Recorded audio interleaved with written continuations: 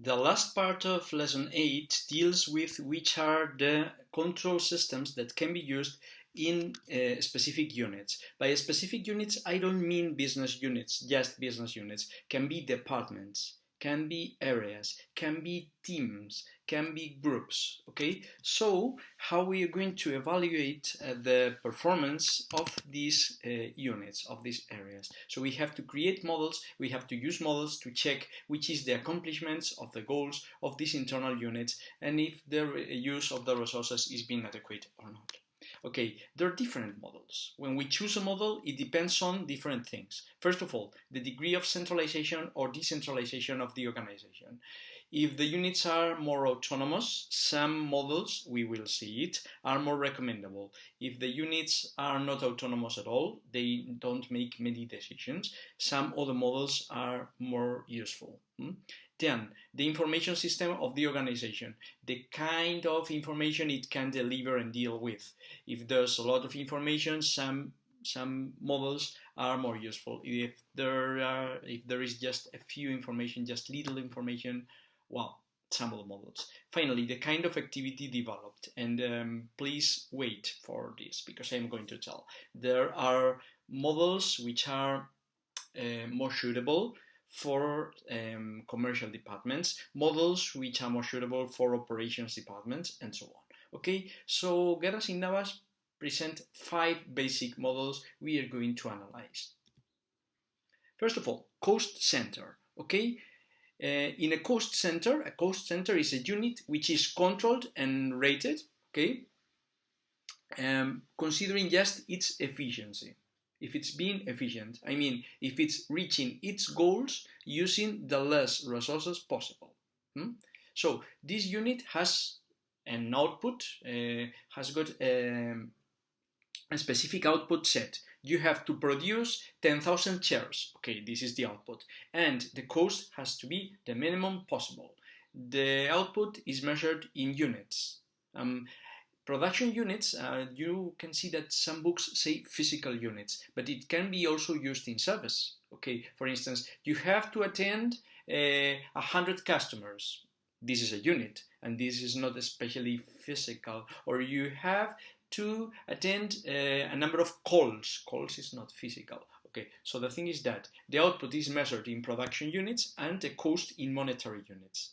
The business unit you are analyzing, the department, the area you are analyzing, has no authority over the production level or even the output, the quality of the output. I mean, you have to do this in this using the minimum resources possible, and this is specified and clear. You cannot choose. Okay, so this is the reason why this is frequently used in operations and logistics. So you have to produce 10,000 chairs, reducing the cost to the minimum. So normally reducing the time to the minimum. Then you have a factory there. Okay. Well, it can be useful for this kind of activities, operation, logistics, and so on. But, well, problems. It can be too much cost-oriented, so it can forget some of the variables. For instance, the wellness of the workers, for instance, okay? Also, it can be, it can reduce the quality of the product. In order to reduce the cost, in order to be able to take less time to produce the same units, you can be tempted, or finally not tempted, but have more mistakes, so you reduce the quality of the product. And so you can be creating a problem for the rest of the firm. Okay? And something interesting, also another problem, this model ignores some indirect costs. Why? Okay, the training of the workers is relevant for their performance, and it's not included here. Research and development or the use of machinery, some of the costs cannot be included here. So this model can be useful for some basic units, especially, as I told you, logistics, production, but has got some pitfalls. Then we have got income centers. The unit, the department, the area, is controlled rating just the incomes it generates. Okay, so it has got some costs. I mean, the salaries of the people are this, that, and they are getting additional rewards and so on based on the incomes they achieve. Both the costs and the incomes are measured in monetary units. I mean, how much do you sell? That's it. Okay? This is frequently used in sales departments, in commercial departments. So the thing is that when you are looking for selling more, okay, giving these people, giving these resources, you have to sell, the most possible units, the most possible amount of money. Okay, so you see the salesman on the left. Potential problems. Well, there are ways which are not especially positive for the firm to increase the sales volume.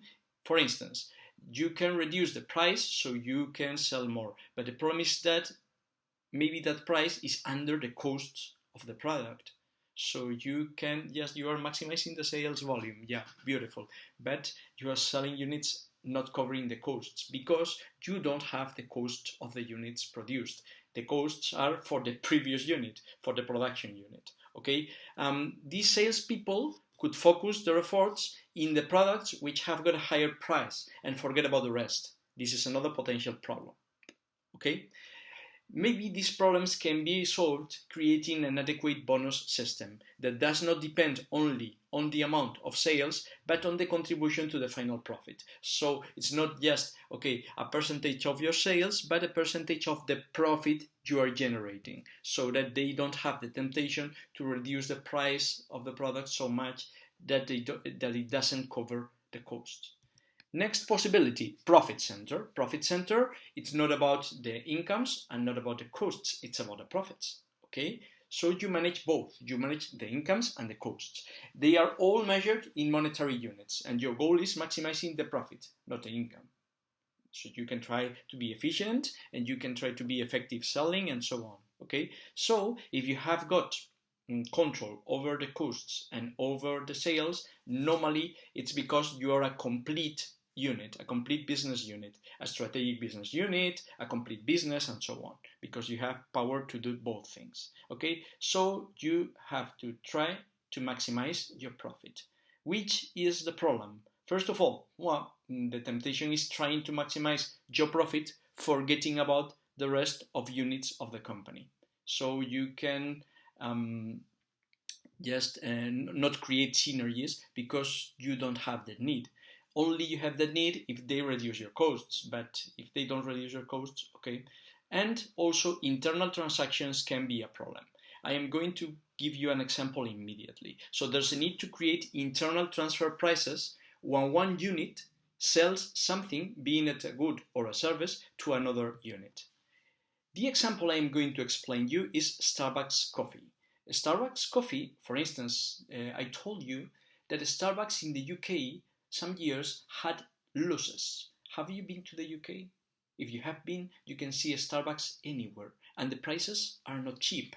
So how can Starbucks lose money? Well, because some other Starbucks subsidiaries, Starbucks US and Starbucks Colombia and some other subsidiaries sell them goods or service, and the internal transfer price they charge for the service, for instance, for an advisory, okay, we give you advisory, I charge you a given amount of money, okay, so it was so high that Starbucks United Kingdom could not be profitable. Well, obviously, the goal of that was not other than reducing the tax bill, the global tax bill. Okay, but the thing is that these internal transfer prices are the prices that one of the subsidiaries or the units evaluated charges another one, okay, for its products, being them goods or services. Okay, who sets the transfer prices? It can be the top management.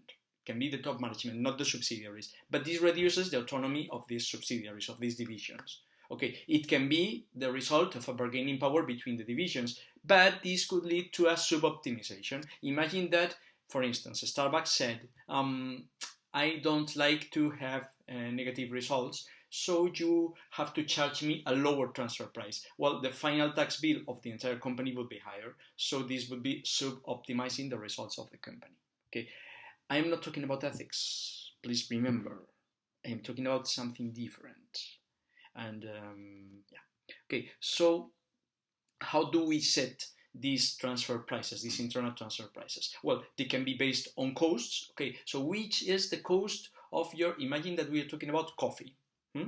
Which is the cost at which you have achieved the coffee? Well, let us say 30 euros. Well, let us add 10% of margin for you, and this is the internal price.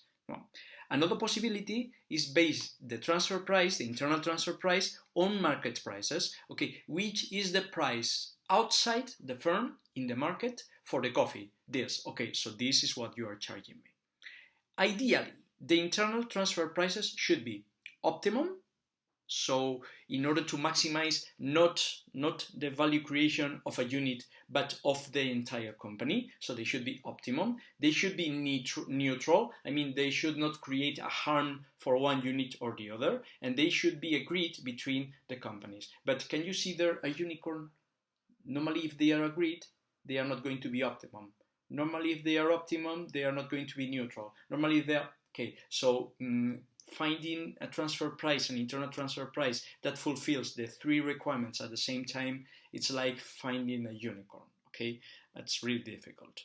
Well, another model, investment center. The investment center is very similar to the profit center, but it's rated considering the return, not the profit. The return, why? Well, in this case, it's not that you perform and you get incomes and you have costs. No. You can even make your own investments. I mean, you have some money, you can buy machinery so to reduce your costs and so on. So the thing is that you are not evaluated based on your profit. You are evaluated based on your return on investments, return on equities, and so on. Okay? This is frequent when there are important differences between units. Some units want to invest less, some units want to invest more, and so on. And another situation is when a company has got divisions or subsidiaries which are very autonomous. So they can not only choose about their incomes, about their costs, and no, not only that. They have got a budget and they can spend it however they decide. Okay, so they are very autonomous about it, they can make their own investments and so on. The problems are similar to the profit center. The unit can try to maximize for getting out some units, so it's possible that different units invest in the same assets, and this could be suboptimizing the entire company. Also, there could be internal transactions that could be troublesome, so we have to say the same thing about transfer prices. Finally, we have got something called expense center.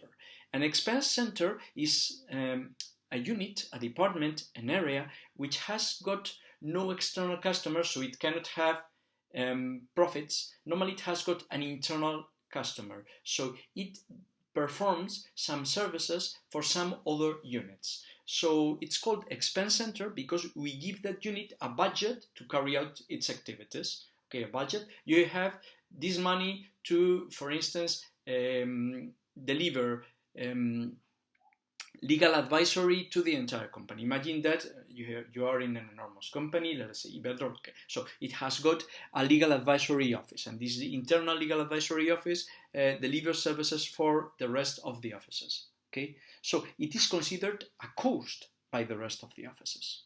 This is important because normally companies try to put a limit to the budget of this because, look, first of all, first problem, the quality of the internal service is usually difficult to measure. Okay, you have got the internal legal advisory office, so you have to use it. Are you contemplating externalizing this thing or not? Well, if it works, are you going to compare it with Uria, with Cuatro Casas? And no, it's not easy to measure the quality of the internal service. Okay, and the expense centers try to claim for a higher budget. Why? Well, do you remember what I said about the budget in the first part of this lesson? Whoever the unit, the subsidiary, which has got a higher budget is considered to be more important. It is really difficult to control the expense centers. Why? Well, first of all, if the units that use the service don't have to pay for them, they are going to demand everything. Okay, can you prepare this paperwork for me and so on? But we are legal advisory. This is not legal advisory. This is just bureaucracy. Yeah, but you are better at it. Da, da, da, da. Okay, if you don't have to pay for it, you are going to demand limitlessly. Okay. Also, the top management of the company is normally itself an expense center. I mean, it directly doesn't create a profit. Okay, so it works for some other units. It helps some other units. Okay, and finally, the unit, the expense center, can manage the internal customers with service reduction. Well, I will do this for you, but don't expect too much because I don't have time, because da da da da da da da. Okay. A way to solve this is creating internal transfer prices. Okay, if whoever demands a service from the internal unit for the corporate service, okay, whoever demands this corporate service has to pay for it. Normally, they are not going to ask for so many services. Okay, two problems about this. Okay, well, and obviously the services are going to be better.